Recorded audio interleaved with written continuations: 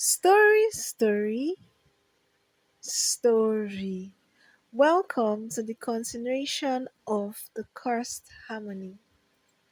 If you're just joining us for the first time, kindly check the link below to catch up on the first and second part of the Cursed Harmony. I promise you would enjoy it. Like I promised earlier, I would be telling you about how Adobe journeyed through all the challenges in the process of trying to find solution for the curse her mother placed on her. So sit back, sit tight, and let's get right into it. Who is excited to hear the continuation of this story? While Adobe chased after Ikenga as he wandered away from the palace because of what the king had told him. She tried to catch up with him, but he was lost in thoughts even when she called out to him. Finally, she got to where he was and called out his name. Unknown to her, Princess Ehoma sighted them from afar and decided to follow them secretly to find out what both of them were up to. When Adobe finally spoke to Ikenga, she came out from her hiding place and looked at both of them in surprise. Did I just hear you speak? Princess Ihoma asked, facing Adobe. Silence met her ears because neither Ikenga nor Adobe said a word to her in reply. She stormed away in anger, threatening to report them to her father, the king. At that moment, Adobe opened her mouth and called Ihoma back. Smiling wickedly, Ihoma turned back and said, I knew something was up between both of you because I don't understand how a fine man like Ikenga was always hanging out with you. Ikenga fell to his knees and started pleading with Ihoma, begging her that he would do anything she wanted, but on the condition that nobody hears about this incident. Ihoma paused for a while, thinking about what Ikenga had just said. Then she replied, Marry me, Ikenga, and I promise my father will never hear anything about this. Ihoma left Ikenga and Adobe feeling confused about what to say and what to do next. Adobe cried her eyes out while Ikenga tried to console her. The weather became gloomy, so they had to start heading back to the palace to avoid being caught in the rain. When they were halfway back, Adobe broke the silence and asked, What are we going to do now? Ikenga released a sad sigh and said, I am going to marry her. Adobe's heart sank. She felt like her whole world was crumbling before her eyes. She thought to herself, if he marries Ihoma, will they still be allowed to be friends? With Ihoma in the picture, will Ikenga still go on the journey of finding the solution with her? Will she be alone again as she was before Ikenga found her? What will become of her after the marriage? As these thoughts kept flooding her mind, more tears flowed from her eyes. She couldn't control it, no matter how hard she tried. As they approached the palace gate, the rain started, and Ikenga lifted her up off the ground. and carried her on his shoulder to take shelter in the palace. While they were standing at the corner of the palace, waiting for the rain to subside, he spoke. He apologized to Adobe for all that had happened that day and assured her that his promise to her still stands, even after his marriage to Ehoma. He added that he was only doing it to protect her secret and find a solution for the curse, since it was their mission that brought them to where they were now. After he finished speaking, Adobe said, "Okay," and also apologized to him for putting him in such a circumstance. She promised that when the curse was broken, she would grant him any wish he desires. The rain gradually subsided and the boat retired to bed. The next morning, Ikenga hurriedly went to seek an audience with the king. The king welcomed him with smiles on his face and asked him what he owed the unexpected visit that fateful morning. Looking all tensed up, Ikenga said, "Your Highness, I have thought about what you said, and I have decided to marry your daughter Ehoma." This made the king smile, and he stood up from his throne, embraced Ikenga, and then asked him what made him change his mind. In his defense, he said he only wanted a better life for himself and to also get the information which he came for.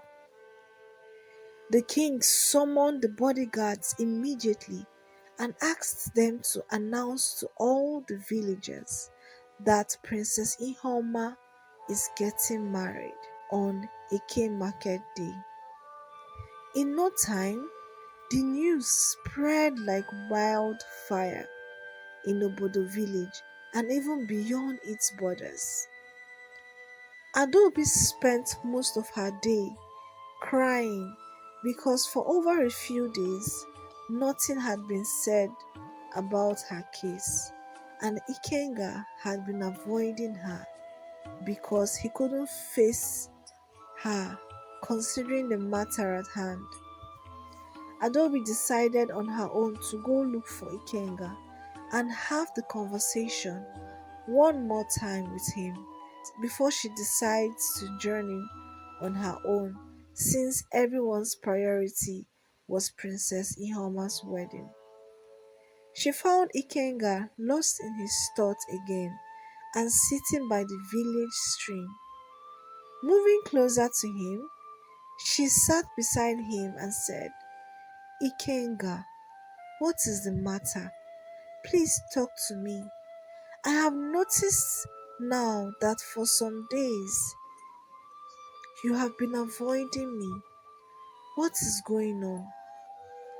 Ikenga took a deep sigh and responded, "The king has asked me to focus on the wedding, and after that, he will release the information to me. I don't know what to do, and I really couldn't face you. That's why I kept avoiding you and hoping that I come up with a solution before the wedding." Tears were threatening to leave Adobe's eyes, but she fought them back really hard because she knew that tears wouldn't solve her problem. Scanning her head for a solution, but finding none, she only wished she could remember the name of her village so that all the stress could just go away. While thinking of her next steps, one question kept popping up in her mind as she asked, what if they leave Obodo and visit other villages to find the information they seek? Ikenga looked at her with his eyes wide open and said, That would mean starting from square one with no lead or direction. Adobi bent her head in surrender to the point he made and then muttered, "Marry Ehoma then, and your future will be bright after all, with nothing to worry about. I just hope you don't forget me." Overwhelmed by guilt, sadness, and pain, Ikenga fought back the tears that threatened to fall from his eyelids. Turning to look at Adobe, he touched her beautiful shell, wishing in his heart she were a human so he could hug her tightly to express all the emotions he felt inside, hoping she would understand these feelings he couldn't put into words. But in reality, only his hands and the rub on her shell could pass the message. After what seemed like forever, they both left for the palace. Ihoma was seen looking distressed while searching for Ikenga all over the place. The moment she saw him enter the palace gates, she ran and hugged him, snatched him from Adobe's presence, and dragged him to her chambers. "Where have you been? I've been worried sick, looking all over for you." "I went to clear my head," he replied, releasing a huge sigh. She said, "Please, let me know wherever you go or feel like leaving the palace." He just nodded in silence and asked if he could go now. Princess Ioma informed him that their wedding, which happened to be on the Eke market day, was fast approaching, precisely the day after tomorrow. She expressed how excited she was at the thought of it. In that moment, Ikenga's heart sank a lot deeper as his reality became more real, and he walked away without saying a word. Ihoma just shrugged her shoulders and prayed in her heart that their wedding night would change his heart. On reaching Avu, Prince Obike was welcomed home by his family, especially his father, who had missed him so much as he was the only child the gods blessed him with after he lost Adobe. He welcomed him with a warm embrace and asked him how his journey was. Obike narrated everything that happened to his father.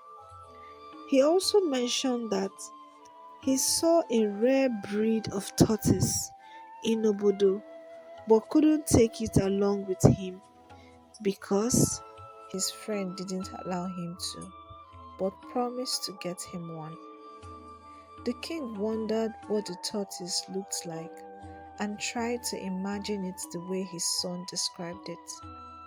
His imaginations were interrupted when he heard Obike say that it was quite unexpected when his friend asked him about the missing princess story out of the blue on his arrival.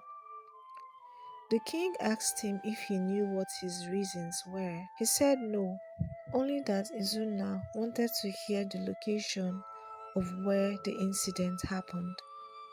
That's all. The king let out a heavy exhale and sad sigh, thinking deeply about what his son had just said to him. Obike held him on his shoulder and said, "Father, we will find her as long as she is alive."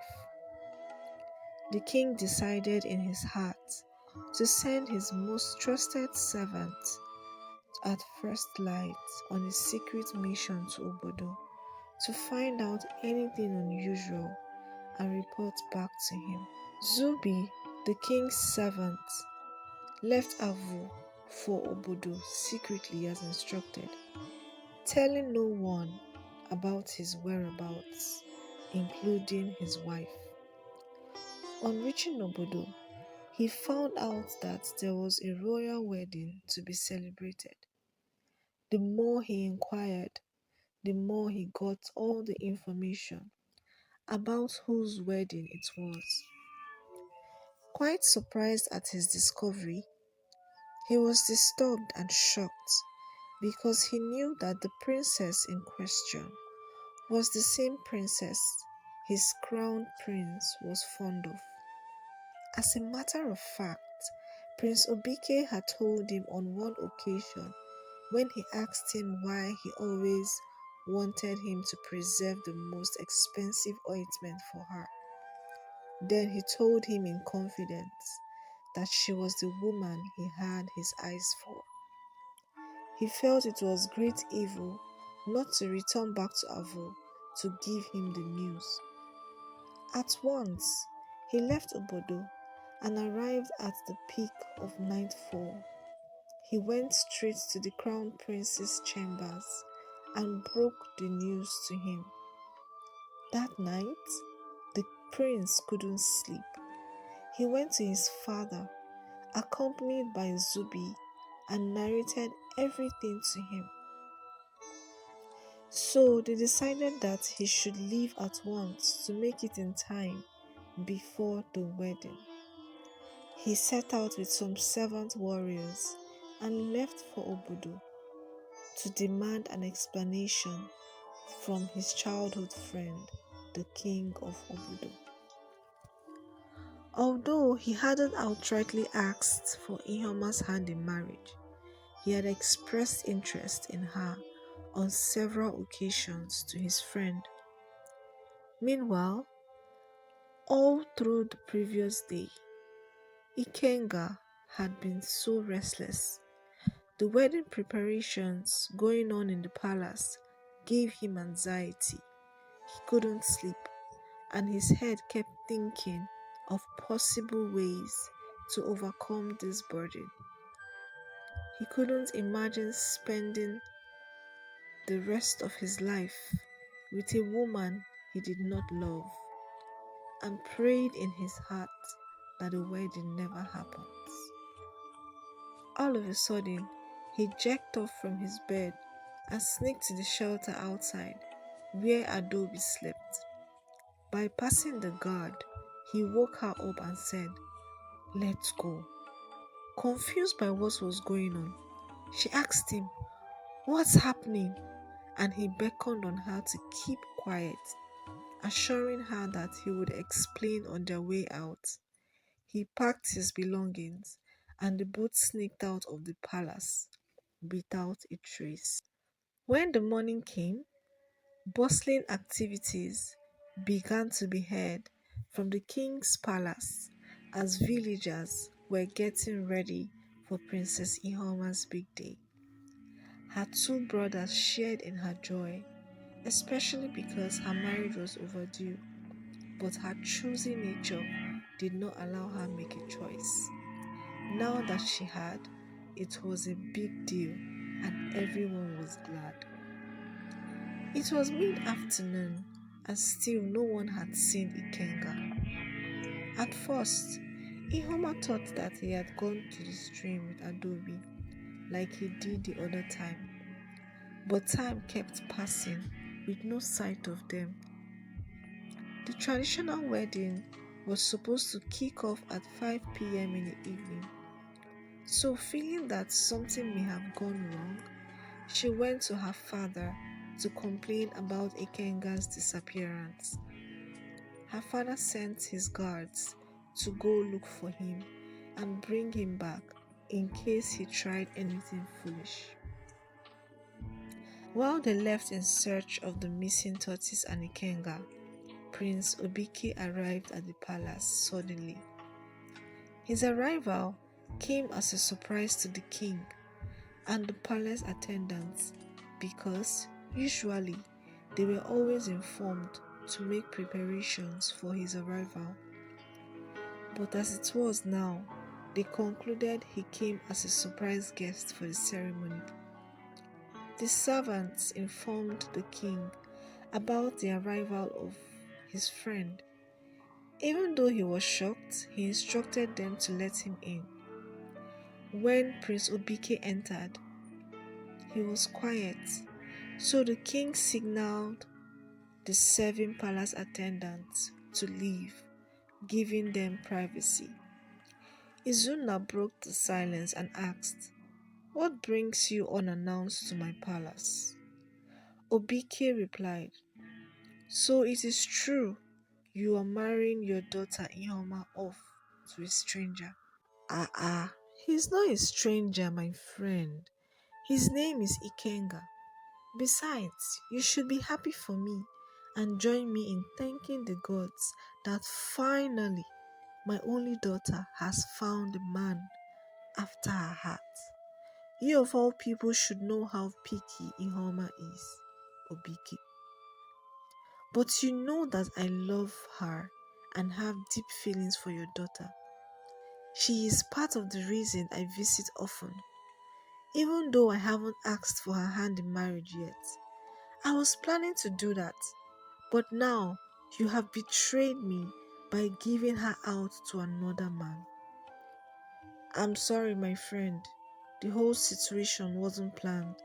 It just happened, King Izuna said. Obike got angry and stormed out of the palace, ordering his convoy to take him back to Avu at once. Meanwhile, in the forest, Ikenga and Adobi kept running without looking back to escape from the land of Obodo. While they were running, they saw a man hiding among the bushes, accompanied by some other people who looked like bodyguards. In fear, they stopped in their tracks and decided to turn back. Before they could take off again, a loud voice commanding them to stop echoed through the forest. In fear, they stopped and stood still. Zubi approached them suspiciously, trying to sniff out information. He asked, "Where are you coming from?" Trembling with fear because he thought the king of Obodo had caught up with them. Ikenga started begging, "Please, don't kill me. I just want to go back to my home. I don't want any troubles. Forgive me for not loving the princess. That's why I don't want to marry her. Please, don't arrest me. Don't take me back to the king." Taken aback by what he had just heard, Zubi asked, "Are you the person King Izuna is looking for?" "Yes, please let me go. I promise I won't return to this village ever again," Ikenga said. Adobi was so tempted to speak because she felt Ikenga wasn't begging with the right words, and if only they could read her thoughts, they would realize how desperate she was to leave that place. Zubi gave an order for both of them to be arrested, despite Ikenga's plea and Adobe's silent prayers. They captured them and took them back to their kingdom, Avu. When they arrived, something felt very familiar about that palace to Adobe, but she couldn't place her hands on what it was exactly. Meanwhile, there was a huge chaos and confusion back at the palace in Obodo. King Izuna could not bear the shame and disgrace Ikenga had brought to his family, so he placed a bounty on Ikenga's head and ordered the able-bodied men of his kingdom to bring him the head of Ikenga for a chance to marry his daughter. He had had enough of his daughter's whining and was willing to marry her up to anybody now that he knew his friendship with Obike, the crown prince of Avo, was in disarray. Ehoma cried so badly, begging her father day and night not to marry her off to anyone, but her plea fell on deaf ears. Instead, he put her under heavy surveillance to prevent her from running away because at this point he wasn't in the mood to look for any other person, let alone his daughter. Search parties went out every day but came back with no sight of Ikenga and Adobi, the tortoise. Unknown to them, the prisoners they sought for were already in prison in Avo Kingdom. Obike's father, the king of Avo, had grown old, along with his wives. His first wife, whom he grew to hate because he blamed her for the disappearance of Adobe, was locked in her room, filled with regrets for her actions. She had never told anyone what truly happened to Adobe. The king just blamed her because of her actions towards Adobe right from the day she was born, and also because she acted unperturbed when Adobe went missing. Loneliness took a toll on her. Her beauty faded over time, and she was always angry, which made everyone in the palace avoid her.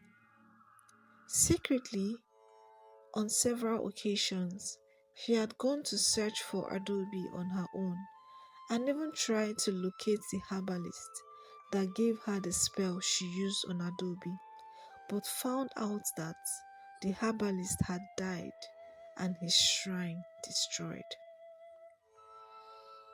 The charm wasn't meant to be used on Adobe.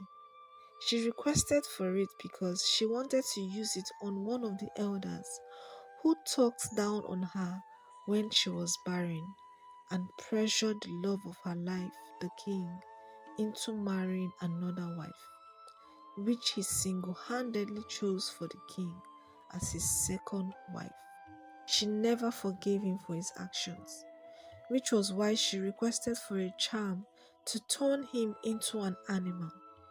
But unfortunately, her frustration and anger got the better part of her because she couldn't bear the king and heir to his throne. So she used it on her own child. When she heard that a rare kind of tortoise was brought to the palace, she came out of her room to see for herself. The shock on her face when she realized that the said tortoise looked like the one she turned her daughter into. She couldn't believe her eyes, that fate would lead her back to the palace.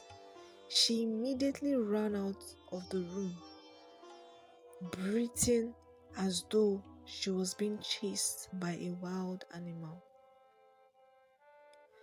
What should I do now? Oh my God, I do not have the antidote. The king must not find out what I have done. What do I do? Adobe's mother kept thinking and pacing round her room, trying to find solution to the problem standing and staring at her in the face. On the day the king asked for audience with Ikenga, she disguised herself as one of the maids just to get close enough to hear the conversation between the king and Ikenga. The king asked Ikenga to narrate his story and why he ran away from King Izuna. Ikenga narrated his audio and his quest to find the village whose princess went missing 20 years ago. At that revelation, the king got up from his throne and asked Ikenga what he knew about that. He said he knew where the princess was and was only going to share the information with the king of that village once he has found it. At that moment, the king dismissed all his servants and asked for privacy. But the disguised queen dressed in maid's clothing, refused to leave even after others had left. "What are you waiting for?" the king asked, asking her to leave. Thinking of her next line of action, she fell on her knees and revealed herself to the king. Shocked to see her dressed as a maid, the king asked, "What are you doing here? Why are you dressed in a maid's clothes? Am I not talking to you?" "Forgive me, my king. I have committed an unforgivable sin." "Speak up," the king ordered. In fear, the queen confessed all she had done. "Guards!" the king called out. "Take her away," he ordered. Ikenga couldn't believe what had just happened before him. He watched the king bow his head and weep uncontrollably. His heart was overwhelmed with joy and sadness. He couldn't put his words. His heart was overwhelmed with joy and sadness he couldn't put into words other than tears. In no time, the arrest of the queen had already circulated around the palace. Prince Obike heard it and ran to his father to confirm the news. When he heard all that had happened, he went to see the queen to ask for a solution, but she wouldn't respond to him. Since Obike heard about his missing sister, he had always wondered what she looked like. So since the queen had refused to answer him, he left and went to Ikenga to hear from him. And Ikenga told him everything he knew. He ran back to his father to present the information he had gathered to him. After the news had gotten to Adobi, she refused to see the king, no matter how much Ikenga convinced her to. She felt so ashamed and ugly that she couldn't bring herself to see her father. But when she heard that her mother was arrested, she went in with Ikenga to see the king. "Father, please forgive my mother and free her from the prison so that we can find a solution together." Still in disbelief, the tortoise called out to him as father. He opened his mouth to speak, but nothing came out. So Ikenga took the initiative to call the guards. When they came, the king asked them to bring the queen. She was brought in and she kept pleading for mercy, promising that even if it meant giving up her life, she would do it to ensure that her daughter was transformed again. The journey to the thick forest began, with Ikenga leading the way. This time, they traveled as a group: the king, the queen, Ikenga, Adobi, and the guards, leaving Obike behind to look over the kingdom in the king's absence. When they arrived at the cave, the chief priest welcomed them and said they would have to journey back to the previous location of the shrine where the shell was buried. Even though a school was built on that ground, the herbalist touched the soil on arrival and did some incantations that pinpointed where the shell was buried. He brought it out and began the process. It took him a while, with him trying different charm techniques, because he wasn't the one that prepared the charm that turned Adobe into a tortoise. He kept Adobe in a dark room for 2 days after he had done all the conjuring. He said on the third day she would be transformed. Ikenga was the first to wake up, and when he rushed to the dark room, he met the sight of a beautiful young girl sitting by the corner of the room. He screamed at the top of his voice, and everyone woke up and rushed to where he was. The king pushed open the door and rushed to embrace his daughter, crying his eyes out. He commanded his servants to gift the priest all the things they had brought. He thanked the herbalist, and everyone was happy as they headed back to Avo. On arrival, Obike ran out to welcome them, and to his amazement, he saw his beautiful sister. He ran to hug her and ordered a celebration around the kingdom. News spread like wildfire and reached the ears of King Izuna. Guilt encompassed him because he knew he had hurt his friend and was remorseful about it, but didn't know how to approach Obike to ask for forgiveness. He felt this celebration was the perfect opportunity for him to visit Avo. So the next day, he set out with his entourage alongside his sons and Ehoma. As they got to the palace gate, word got to Obike's mother that King Izuna was outside the gate. Knowing fully well the rift between her son and King Izuna, she ordered them to let him in. As soon as they entered the ceremonial ground, Obike stood up. His father asked him to sit down and beckoned Izuna to come forward and sit.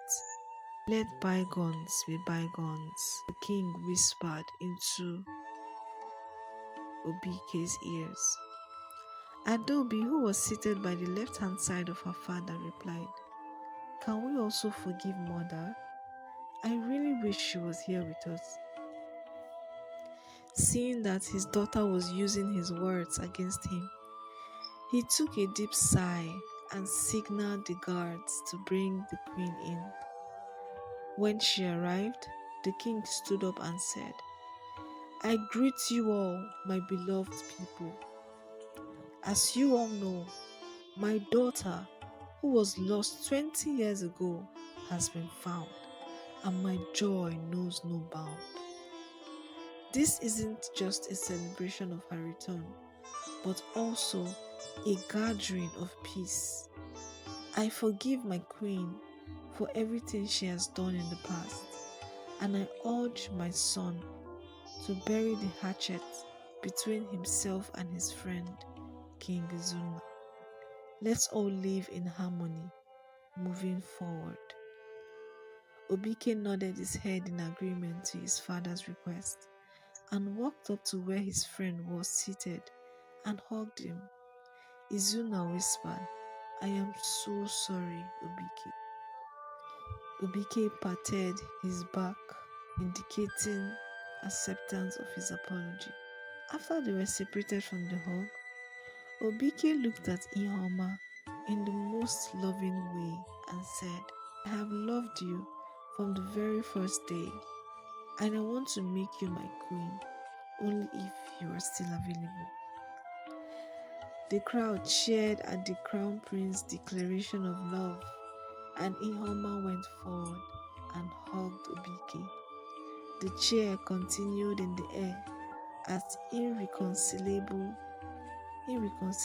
differences were being settled amongst the family members, and they lived happily ever after. So we have come to the end of the part 3 of the Cursed Harmony. Because of time, we should stop here today and put whatever we've learned from this story into practice. I am so happy that I've been able to fulfill my promise to you after how long it took me to. I hope you learned a lot from this story. The moral lesson from this story tells us to forgive one another, shows us the power of determination. Once there is a will, there is a way. So no matter what you try to do in life, never ever give up. Because if you do, you will never achieve your goal. As for Adobe and Ikenga, their love knew no bound. It grew so deeply that they eventually got married and lived together happily in the kingdom of Avo. Thank you everyone for watching. Don't forget to like, subscribe, share with your friends, and turn on your notification button to stay updated on the juiciest African tales. From me, see you in the next one. Bye.